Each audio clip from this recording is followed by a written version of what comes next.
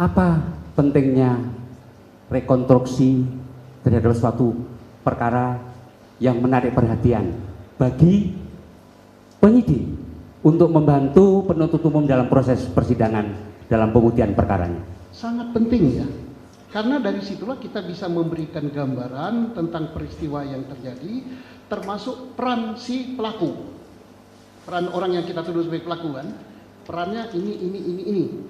Nah, penting itu. Tanpa itu kita nggak bisa dapat gambaran.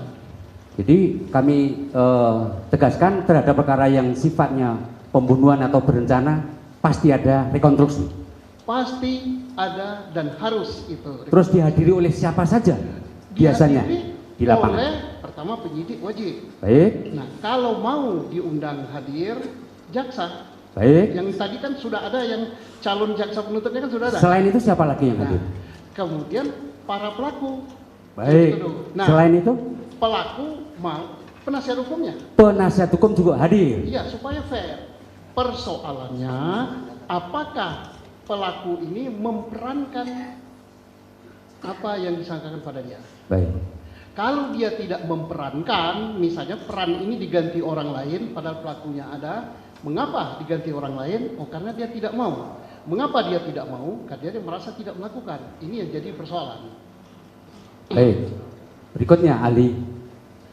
Dalam satu perkara rekonstruksi ternyata di dalam berita acara TKP dan lain sebagainya yang dihadirkan adalah bukan pelaku utama tapi menggunakan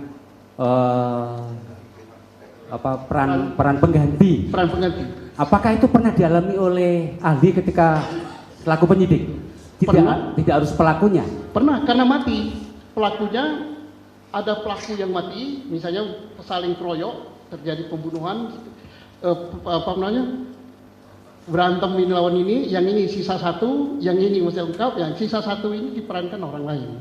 Kalau itu masih hidup, apakah bisa digantikan peran pelaku? Ya harus dia dong.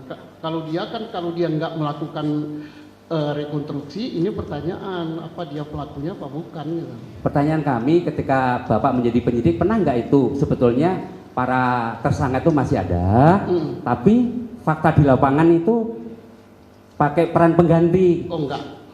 Tidak pernah ya? Enggak. Karena aneh gitu, orangnya ada kok. Nah, jadi kalau begitu caranya dibuat berita acara. Untuk adegan lempar-lemparan, itu di situ. Para pelaku tidak mau melakukan dengan alasan apa? Bahwa dia merasa tidak melakukan. Baik. Sebabnya kalau diganti dengan orang lain yang melempar, disyuting lagi, dibuat gambaran, maka si penyidik telah merekayasa suatu peristiwa. Selanjutnya Ali,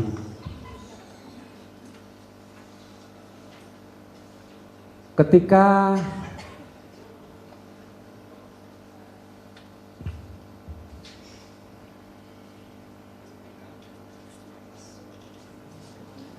perkara itu sudah katakanlah sudah putusan PN, dikuatkan banding, kemudian di tingkat kasasi pun sama, telah terbukti secara sah dan meyakinkan dan seterusnya. Pertanyaan kami, mohon penegasan kembali, kami tadi kurang tegas. Bolehkah para terdakwa ini melakukan upaya hukum banding, kasasi, dan lainnya? Boleh.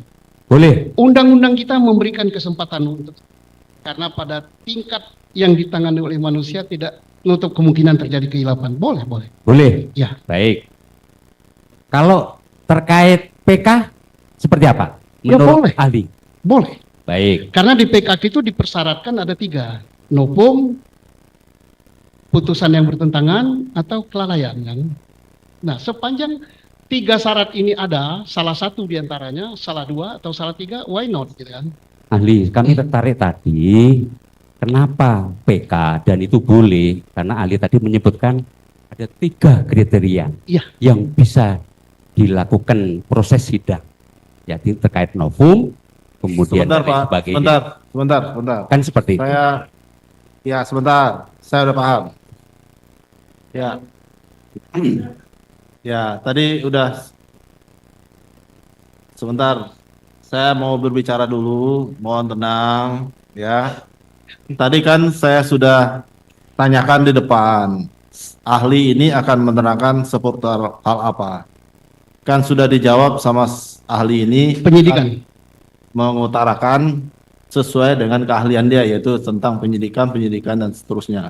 Yang mulia, mohon izin yang mulia. Bukannya saya mau membatasi hak bertanya yang Baik. saudara miliki, cuman itu mohon ditanyakan sesuai dengan keahliannya, Pak. Yang mulia mohon izin. Pertanyaan saya tadi berkaitan dengan keahlian penyidikan. Bahwa kemudian kami tadi menanyakan masalah PK, ahli bisa menjawab bahwa novum, kemudian yang saling bertentangan kan seperti itu. Cukup. Saya sudah Ya. cukup dengan ahli seperti itu yang mulia. Ya, cuma jangan Izinkan kami juga untuk mengembangkan pertanyaan. Mengenai PK dia nggak Baik, mempunyai keahlian, Pak. baik. Mohon diganti pertanyaannya, Pak. Ya, Paling tidak, silakan, Pak. Dilanjut. paling tidak tujuan PK apa? Itu aja kami tegas ya. Nggak apa-apa. Ya, ini